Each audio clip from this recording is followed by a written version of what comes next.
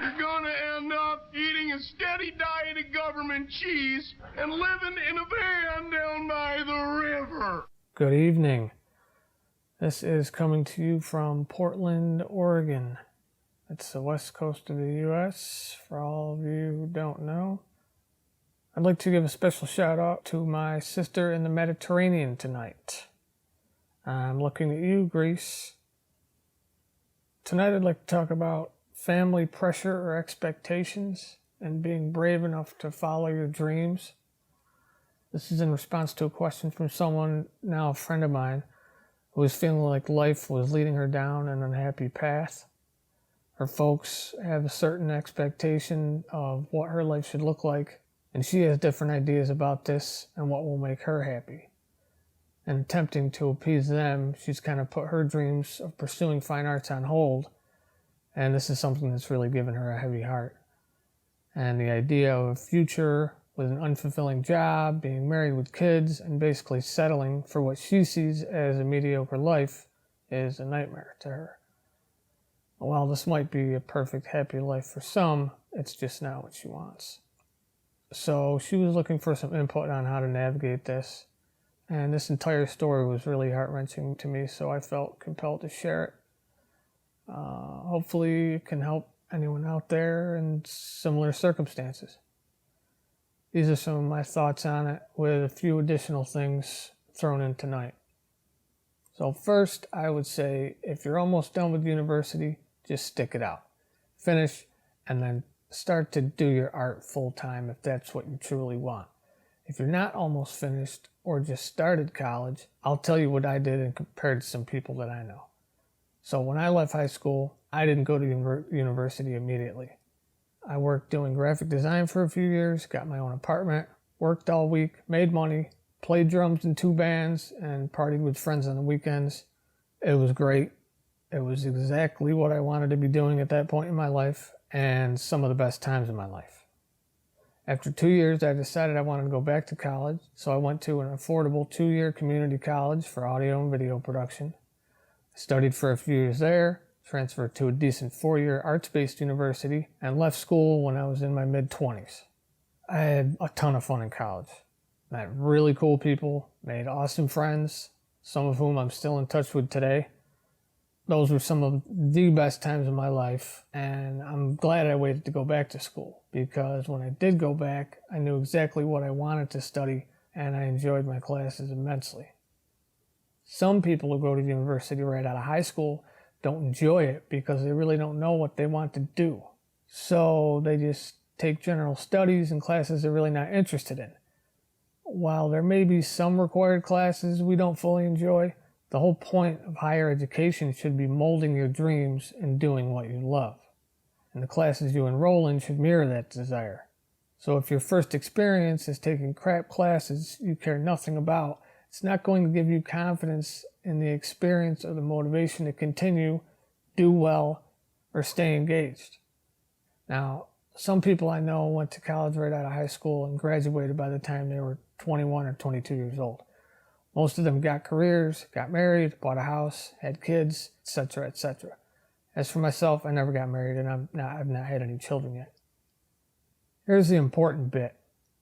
Almost everyone I know who went to college right out of high school because their parents insisted or pressured them, or followed the societal notion that it's the proper thing to do with your life at that age, a lot of those people are now either in a miserable marriage or divorced, or working a job they hate going to every day. Certainly no way to live out the short time we have in this life. And not all of them are unhappy, of course. There are some who really enjoy what they do every day, but it's usually not what they originally studied in college. These are the ones who decided to change careers by the time they were 25 or 30 years old, which actually happens a lot because our interests change as we mature and get older. So all of those years of college, academically speaking, were somewhat wasted time and money. That is, if they didn't enjoy it, didn't have fun, didn't party with friends, go on adventures, road trips, or didn't get out and experience life to the fullest. At this point in my life, I'm not a recording engineer, but I most certainly got everything I could out of my college years, and I had an incredible time. Awesome life experiences. Now, all this happens because people made important long-term decisions about their lives before they were old enough or mature enough to see what those choices and decisions would have on their lives later on in the future. They also didn't yet know what they truly wanted in life. And sometimes they did things all because their parents said so. Don't do that. Make your own carefully calculated decisions based on deep introspection. At some point you have to realize this is your life and not anyone else's. You should be able to live it how you want to live it. Most parents are worried their children won't be able to support themselves, or they want them to have stability and security in their lives, so they encourage them to get steady careers in high-paying fields. I get that. But if that's not where your heart is, then don't do it, because you'll just become miserable, unfulfilled, and end up resenting them for it. And if your parents or your significant others don't understand, tell them you want to do something you love rather than something that's not in your heart or will make you miserable. Tell them you don't care about a house, marriage, and kids right now. Tell them you want to live your life in a way that will bring you happiness. Ask them nicely to accept that you've made a decision to live a happier life, and that's what you plan to do. And if they can't accept that, to hell with them. Once you reach adulthood, your parents should be supportive, not authoritative and controlling.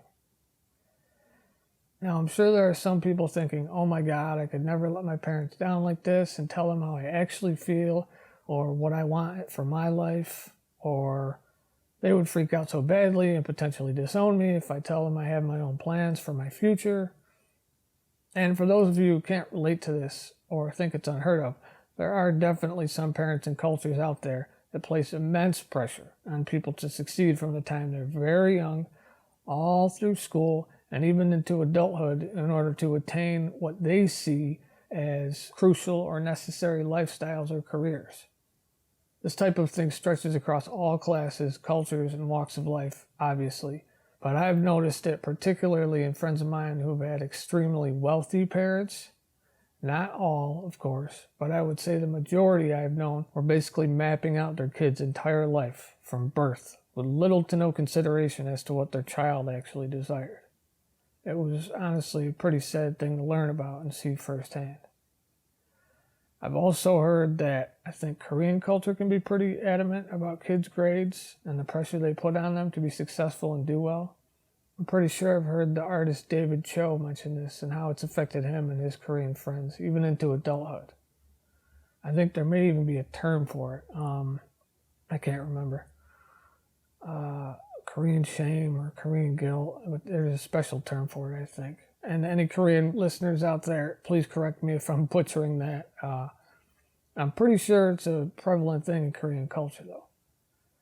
Japan and America are both very work-centric cultures that place a ton of value on an all-work, no-play ideology. It's what makes you a worthy man or woman in some sense. If you're not working or working hard, you're quietly looked down upon. In America, it's not boasting about how great your last vacation was that brings merit. It's bragging about how you constantly work 50 to 60-hour work weeks. I'm guilty of this myself. At my last job, I didn't take a week's vacation for the 4 years I worked there. I took a day or two off a few times a year, but that was about it.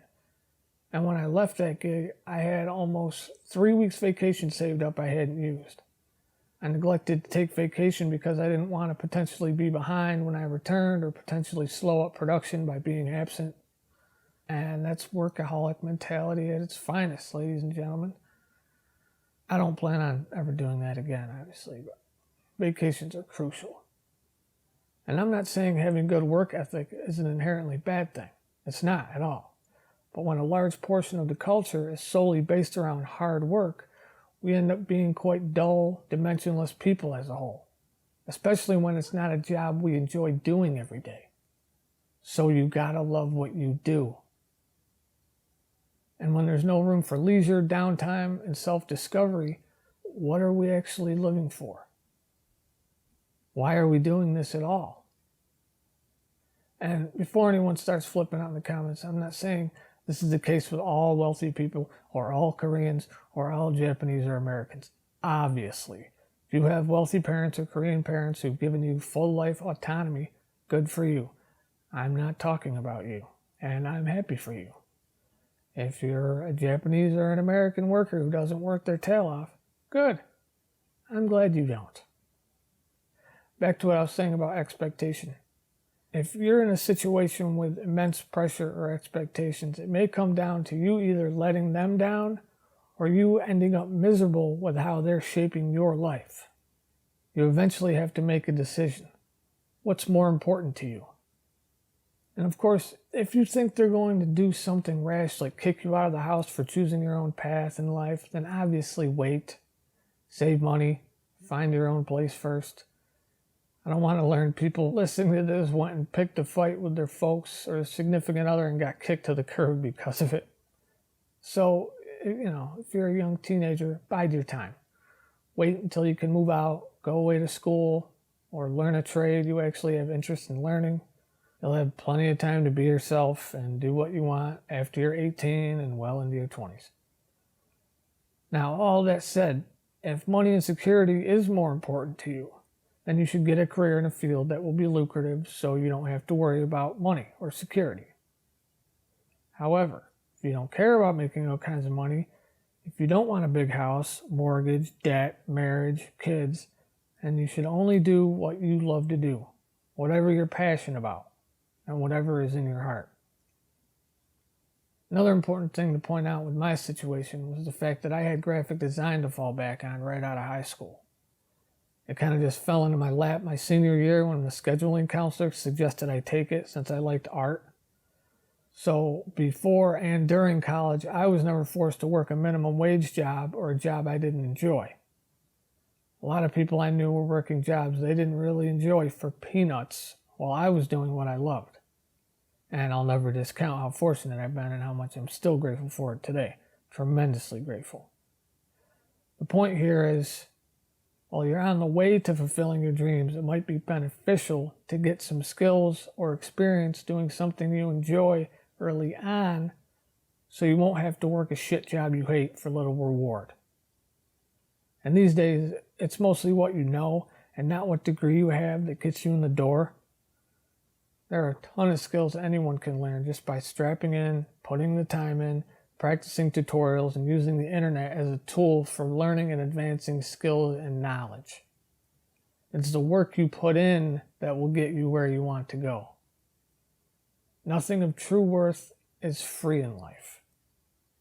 In regard to the lifestyle of an artist, it's usually not filled with piles and piles of money, unfortunately. That's depending on what you do, obviously. But if you really enjoy what you're doing every day, in my opinion, that's what matters. And much of the time, if you're doing what you're really passionate about, paths will open up for you and it will find a way to sustain you. It's not all idealistic theory and romantic notions either, though. You also have to be smart about how you do it and cultivate relationships. And again, you have to put in the actual work. There are a million books and a million options out there today to find a sustainable life doing what you love. It's usually the trial and error and the choosing that's hardest, at least for me. It's your choice, though. It's your life. And always remember, you can change the path you're on if you don't like where it's going. Maybe in 10 years you won't have these particular interests anymore, and instead you want to do photography or floral design or mechanical engineering or interior design. Then just do it. Go back to college or trade school or become someone's apprentice and learn the skills to do what you want to do. A lot of the people I've talked to who are quote-unquote secure with a house and money and marriage are miserable for the most part, most of the time. Why? Because they're not doing what they want to do. They're not doing what's in their heart. And for some, it's actually due to fear of change. So don't be afraid to change either. You have to decide what's most important to you. and do that. Listen to your heart. So, that was a little tangential. I hope this has helped someone in some way. And I'll talk to you next time. Night, guys.